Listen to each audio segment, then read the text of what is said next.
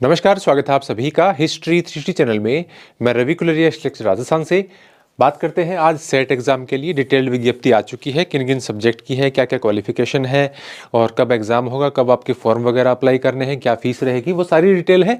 और मैं ज़्यादा आपको पता ही है कि वीडियो में समय लगाने की बजाय तुरंत बात करने में विश्वास रखता हूँ।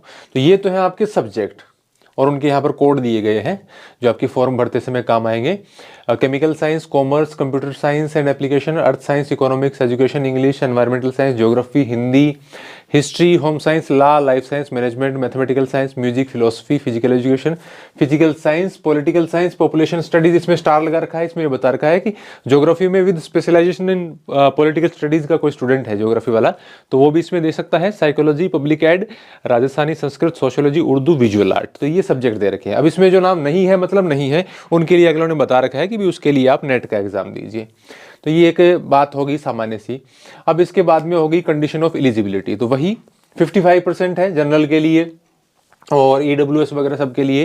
ये जो नेट वाला सिस्टम होता है वही है जो मैंने आपको पहले ही बता दिया था। देखिए 55% मिनिमम आपको लाने हैं विदाउट राउंडिंग ऑफ। तो ये क्वेश्चन आपको नहीं पूछना है कि आपके मेरे 54 पॉइंट हैं, 6 हैं तो मैं क्या करूं, मतलब राउंडिंग ऑफ के बिना पूरा कंप्लीट आपका 55.00 या इससे ऊपर है तो ही आप अप्लाई कर सकते हैं यदि आप जनरल और EWS के कैंडिडेट हैं तो ये आपके लिए जो यूनिवर्सिटी ग्रांट कमीशन वाला है वो सारा सिस्टम वही है। इसके अलावा the other backward classes OBC जो कि नॉन क्रीमी लेयर हो, शेड्यूल्ड कास्ट और शेड्यूल्ड ट्राइब ST, इन सब के लिए वो 50% है और थर्ड जेंडर के लिए भी 50% है। ठीक है, तो यहाँ पर साफ तौर पर दे रखा है OBC। देखो OBC में क्रीमी लेयर में ही कोई आ गया तो वो तो निश्चित रूप से आपको पता ही है कि फिर वो जनरल में चला जाता है। ये आपका OBC हो गया, SC हो गया, ST हो गया और PWD कैटेगरी में जो आ गया वो सारे कैंडिडेट या थर्ड जेंडर में हैं उनके लिए 50% है। ठीक है, और बाकी के लिए 55% है मास्टर डिग्री में और जो नेट का सिस्टम है वही इसके अंदर दे रखा है। इसके बाद में अगला है candidates who are pursuing their master degree, जो मास्टर डिग्री कर रहे हैं अभी या जो फाइनल ईयर के अंदर हैं, ठीक है, एडमिशन ले रखा है या फाइनल ईयर में हो गए हैं तो वो इसमें अप्लाई कर सकते हैं। वो शर्त उनकी वही रहेगी, आप जिस कैटेगरी में आते हैं उसके अनुसार आपके 55% या 50% होने चाहिए आपकी कैटेगरी के अकॉर्डिंग। और इसके अलावा वही आपका 2 साल के अंदर अंदर यानी जब से सेट रिजल्ट आए उसके 2 साल के अंदर अंदर आपकी मास्टर डिग्री आपकी कंप्लीट हो जानी चाहिए तो आपका ये वैलिड रह जाएगा। लाइफ टाइम इसकी वैलिडिटी होती है। सिर्फ राजस्थान स्टेट के अंदर आप असिस्टेंट प्रोफेसर के एग्जाम के लिए इसको काम में ले सकते हैं, अदर स्टेट में आपके लिए कोई काम का नहीं है। थर्ड जेंडर कैटेगरी के लिए दे रखा है कि जो SC ST OBC को जो छूट वगैरह है वो सारी थर्ड जेंडर वालों को मिलेंगे। अब इसके बाद में candidates are required to appear in subject of their post graduation only, जो आपका पोस्ट ग्रेजुएशन का सब्जेक्ट है उसी सब्जेक्ट में आप सेट का एग्जाम दे सकते हैं। ये बात होगी। पैटर्न ऑफ एग्जामिनेशन में वही आपके 2 पेपर हैं, 100 मार्क्स के और 200 मार्क्स के। पहला 50 मार्क्स का, नेगेटिव मार्किंग आपकी नहीं होती है तो इसमें भी नहीं है। ठीक है, एक प्रश्न 2 नंबर का है तो 50 दूनी 100, 100 दूनी 200, 300 नंबर का पेपर हो गया। 3 घंटे का समय है दोनों को मिला करके, हो गया ये। ठीक है, उसके बाद में आपका सिलेबस है वो मैं आपको सुबह ही मैसेज करके बता चुका हूं कि सिलेबस आपका वही रहेगा जो कि नेट का सिलेबस है, वही पेपर 1 है आपका और वही पेपर 2 का आपका जो भी सिलेबस है, जो NTA नेट वाला सिलेबस होता है वो सिलेबस आपका रहेगा। उसमें कुछ भी किंतु परंतु नहीं है। एग्जाम का स्तर आप ये मान सकते हैं कि जैसे पीछे में उसके अनुमान के आधार पर हम बता सकते हैं कि भाई नेट के स्तर से थोड़ा सा आसान रहता है, डबल चांसेस लगभग आपके हो जाते हैं इसको क्लियर करने के और क्वेश्चंस का जो स्तर है वो थोड़ा सा आसान रहता है। अभी देखिए कई सालों बाद हो रहा है, काफ़ी साल बीत चुके हैं, नई यूनिवर्सिटी है, अब किस प्रकार का एग्जाम होगा वो तो भविष्य के गर्त में छुपा है, लेकिन संभावना यही है कि आप किसी से भी पूछेंगे वो यही कहेगा कि NTA नेट की तुलना में थोड़ा सा आपका ये स्तर इसका कम होने की संभावना है। तो वही 2 पेपर आपके हो ही गए।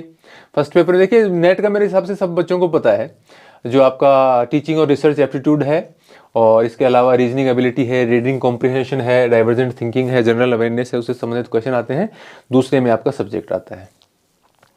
फिर मीडियम ऑफ क्वेश्चन पेपर, ये आपको मैंने बता दिया, इंग्लिश और हिंदी दोनों में है और उसमें जब भी डिस्प्यूट की स्थिति होती है तो इंग्लिश वाला सही माना जाता है। हर एग्ज़ाम में लिखा हुआ आता है। 2-2 नंबर के क्वेश्चन हैं और इनकरेक्ट रिस्पॉन्स के लिए कोई नेगेटिव मार्किंग नहीं है, ये आपको दे ही रखा है। और बाकी कोई भविष्य की बातें हैं उसमें तो कुछ आपको देखना नहीं है। कोई अपर एज कोई लिमिट नहीं है, तो मिनिमम तो आप में एमए में चले गए हैं तो आपकी मिनिमम एज वाली तो वैसे दिक्कत नहीं होती। एज का कोई इसमें सिस्टम ही नहीं है, कोई भी इसको दे सकता है। और यहाँ पर फीस क्या है जनरल के लिए और एसबीसी और ओबीसी में कौन जो क्रीमी लेयर में है, राजस्थान के हों चाहे आउट ऑफ स्टेट के हों, उनके लिए 1500 रुपये फीस है। फिर उसके बाद में ईडब्ल्यूएस के हो, एसबीएस के हो, ओबीसी के जो नॉन क्रीमी लेयर में है, तो वो राजस्थान स्टेट के कैंडिडेट के लिए। देखो अदर स्टेट का है वो तो जनरल में आता है वैसे ही, उसका तो कोई कैटेगरी यहाँ पर बनती नहीं है, वो तो जनरल में काउंट होगा, 1500 रुपये फीस लगेगी। बाकी SC ST के लिए तो अलग दे रखा है। ओबीसी, एसबीसी और ईडब्ल्यूएस के लिए 1200 रुपये फीस है और SC ST कैंडिडेट के लिए यहाँ पर और फिजिकली हैंडीकैप्ड के लिए 750 रुपये फीस है। ठीक है, 1500, 1200, 750 की 3 कैटेगरीज हो गई। 12 जनवरी से 11 फरवरी के बीच में ये फॉर्म भरे जाएंगे आपके। 19 मार्च को आपकी परीक्षा है। तो ये अधिकतम बातें हमें पता थी। आप नए नोटिफिकेशन की वेट कर रहे थे कि भाई नए नोटिफिकेशन में पता नहीं क्या उसके अलावा क्या कुछ नया आएगा। कुछ नया नहीं है, वही मैंने आपको पहले ही बता दिया था कि जो आप नेट का हर टाइम देखते हैं वही ये है। अब बात करते हैं अभी फर्स्ट पेपर को कैसे पढ़ें, तो KVS मदान की बुक आती है, वो आपको पढ़ें। और कोई R गुप्ता की या इस प्रकार की जो पुराने पेपर्स आते हैं या फिर जो यूथ का पुराने पेपर्स आते हैं नेट के 5-10 साल के, वो पेपर पढ़ो। लगभग उससे चीज़ें बहुत अच्छे तरीके से मैनेज हो जाती है। KVS मदान तो नेट के लिए ही पढ़ते हैं, उससे ज़्यादा तो क्या पढ़ना है। फिर थोड़ी सी टफ लैंग्वेज रहती है क्योंकि इंग्लिश के वर्ड हिंदी में वो अनुवादित इस प्रकार के होते हैं, बहुत ज़ोर से आता है उसमें। और बाकी सब्जेक्ट की आपकी जैसे इतिहास की बात करें तो मेरे हिसाब से आप इसमें सामान्य तौर पर जैसे मैं कहूँ कि आर्य कंपटीशन टाइम आपने पढ़ ली और यूनिट 10 के लिए आपने थोड़ा सा पैनोरमा या वगैरह या फिर इग्नू वाले नोट्स वगैरह से पढ़ लिया तो आपका काम बन जाएगा, उसमें कोई दिक्कत वाली बात नहीं है। या नेट की जो अरिहंत वगैरह की एक नॉर्मल गाइड भी आती है तो उसका भी यदि आप सहारा लेके और ऐसी कोई एक चीज़ भी पढ़ जाएंगे तो मेरे हिसाब से आप कोई भी सब्जेक्ट हो आपका निश्चित रूप से आपका सेट का एग्जाम क्लियर हो जाएगा। आपको कोई इसमें ज़्यादा किंतु परंतु की आवश्यकता नहीं है। अभी फर्स्ट ग्रेड वगैरह की जिन्होंने तैयारी की है या नेट वगैरह देते रहे हैं या नेट में थोड़े से मार्क्स से रहे हैं, उन सब बच्चों का सेट ठीक से क्लियर हो जाएगा, थोड़ा बहुत पढ़ के जाएंगे तो ठीक है। ज़्यादा कोई सोचने वाली बात नहीं है। रीट वगैरह की तैयारी कर रहे हैं तो इसको प्राथमिकता देने के बजाय रीट पर फोकस रखिए, ये होती रहती है भाई। सेट नहीं होती रहती तो नेट होती रहती है ना, उसमें थोड़ा ज़्यादा जोर आ जाएगा, इतनी तो बात है। रीट को दाव पे लगा के इसके साथ ऐसे खेल मत खेलना। अभी रीट की तैयारी है तो बच्चों को 45 दिन रीट की तैयारी करनी चाहिए।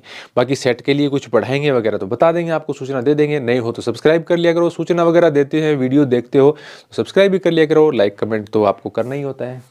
ठीक है, धन्यवाद।